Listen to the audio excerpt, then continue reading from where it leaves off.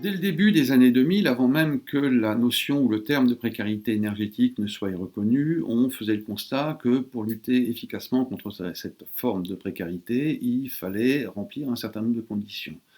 En premier, centraliser et diffuser de l'information qui était à l'époque dispersée et peu abondante. Ensuite, capitaliser et partager des expériences qui étaient parfois mal ou peu formalisées et qui correspondaient à ce besoin de travail contre la précarité énergétique.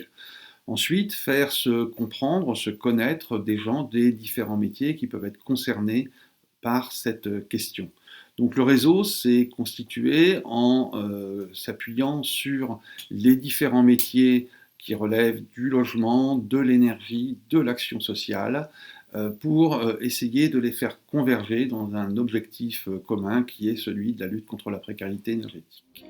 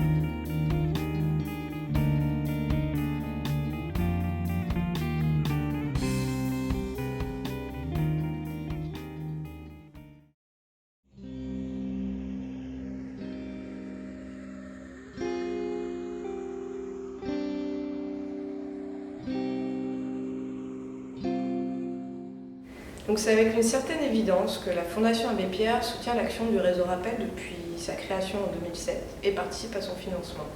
Car depuis plus de 10 ans, à travers deux des principales actions de la Fondation Abbé Pierre, on a pu constater l'amplification de la précarité énergétique.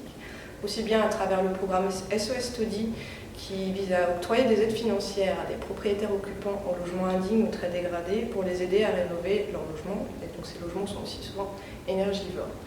Et le programme Toi d'abord, qui soutient des associations pour qu'elles produisent du logement très sociaux, économes en énergie.